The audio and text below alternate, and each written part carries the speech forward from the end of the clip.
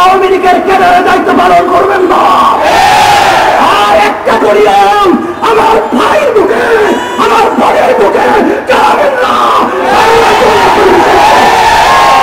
আজকে যারা রাজপথে এসেছেন, আমরাও রাস্তায় নেমেছি এবং সর্বমহলে ব্যবসায়ী, শ্রমিক, আমার রিক্সাওয়ালা ভাই এবং ছাত্রছাত্রীদের গার্জিয়ান, সর্বমহলের সর্বশ্রেণীর রাজনৈতিক সহ সবাই আমরা একত্রিত হয়ে আমার মাসুম ভাইদের, আমার বোনদের পাশে থেকে খুনিদেরকে বাংলার জমিন থেকে উৎখাত করার জন্য আমি আমার সাংবাদিক বন্ধুদেরকে বলবো, আমি আমার প্রশাসন ভাইদেরকে বলবো, আপনারা এই দেশের প্রজাতন্ত্রের দায়িত্ব পালন করেন।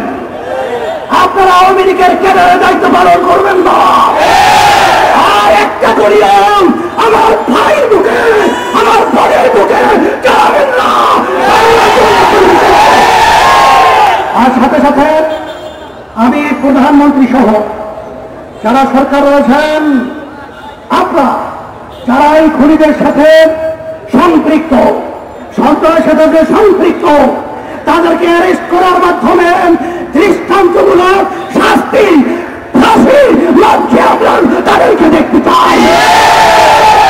এবং যারা নাকি হুকুম দিয়েছে, হুকুম তাদেরকেও, হুকুম যারা দিয়েছেন তাদেরকেও আইনের আওতায় নিয়ে এসে এই বাংলার জমিনে স্বাধীন দেশে এর ন্যায্য বিচারের দাবি রেখে এবং কোঠাস বিরোধী সংস্কার পন্থীদের ওদের দাবি ন্যায্য, ওদের পক্ষে আমরা সমর্থন জানিয়ে এবং সকলকে উদাত্ত আহ্বান জানিয়ে এই দানব সরকার বুঝতে ব্যর্থ হয়েছে, নির্বিচারে ছাত্রদের উপরে গুলি চালিয়েছে।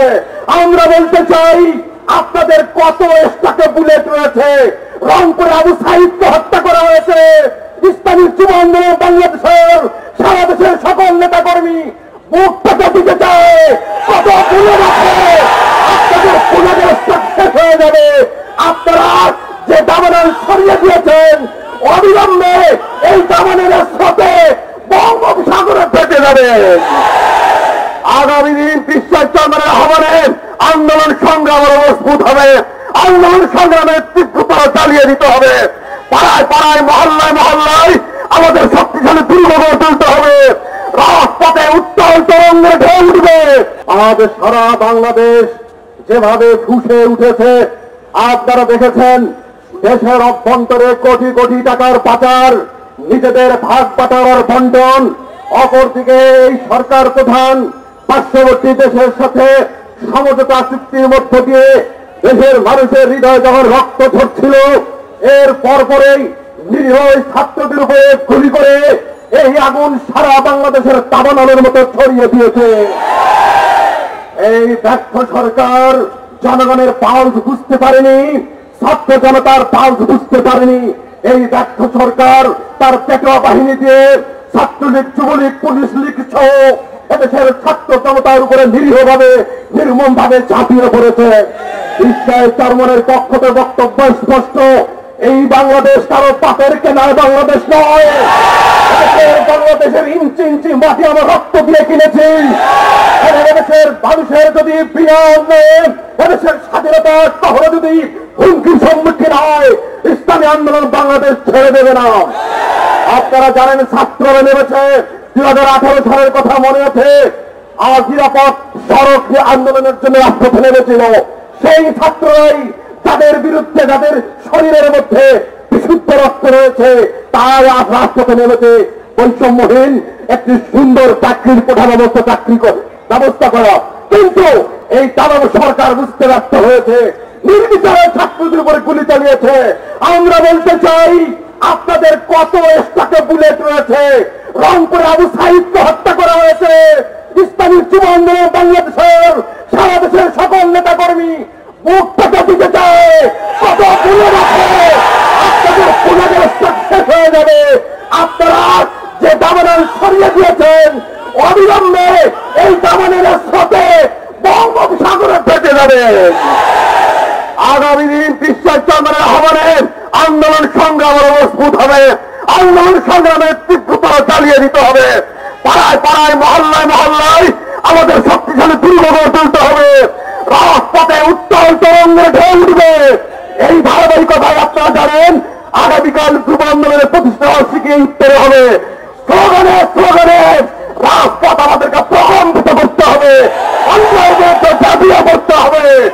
আগামী দিনের রাজপথে সংগ্রামে আপনাদের ঐক্যবদ্ধ থাকবার আহ্বান জানিয়ে বক্তব্য শেষ করছি। আজকের এই আন্দোলন, এই সংগ্রাম অস্তিত্বের লড়াইয়ের সংগ্রাম। এই সংগ্রাম বৈষম্যহীন বাংলাদেশ বিনির্মাণের সংগ্রাম। যেই মুক্তিযুদ্ধ হয়েছিল বৈষম্যহীন বাংলাদেশ বিনির্মাণের জন্য, যেই বৈষম্যহীন বাংলাদেশ বিনির্মাণের জন্য মুক্তিযুদ্ধ হয়েছিল, আজকে কোটার মাধ্যমে বাংলাদেশের বৈষম্য সৃষ্টি করা হয়েছে। আমরা এই কোটার যৌক্তিক সমাধান চেয়েছিলাম। আমাদের শিক্ষার্থীরা কি চেয়েছিল? শান্তিপূর্ণ যৌক্তিক একটু আন্দোলনের মাধ্যমে তারা দাবি জানিয়েছিল, কিন্তু তাদের এই দাবি জানানোর অধিকারটুকু কেড়ে নেওয়া হয়েছে। বুলেটের মাধ্যমে, রক্তের মাধ্যমে, হত্যা করার মাধ্যমে আন্দোলন করার অধিকারটুকু তাদের থেকে কেড়ে নেওয়া হয়েছে। ছাত্রলীগকে মেলিয়ে দেওয়া হচ্ছে। ছাত্রলীগের ইতিহাস, দর্শনের ইতিহাস, খুনের ইতিহাস, যত অপরাধ রয়েছে সমস্ত অপরাধের সাথে এই ছাত্রলীগ রয়েছে। আমরা শিক্ষার্থীদেরকে স্বাধীনতা জানাতে চাই, ধন্যবাদ জানাতে চাই। সারা বাংলাদেশের প্রত্যেকটি শিক্ষা প্রতিষ্ঠান থেকে ছাত্রলীগ বয়কটের ঘোষণা এসেছে। আমরা সারা বাংলাদেশের সমস্ত জনগণকে সাথে নিয়ে এই ছাত্রলীগকে প্রতিহত করবে সাধারণ মানুষের। ইনশাআল্লাহ ছাত্রলীগকে নিষিদ্ধ করতে হবে, ছাত্রলীগকে কারো তালিকাভুক্ত করতে হবে। সংগ্রামী সাথী বন্ধুগণ, আমার ভাই আবু সাইদ কি চেয়েছিল?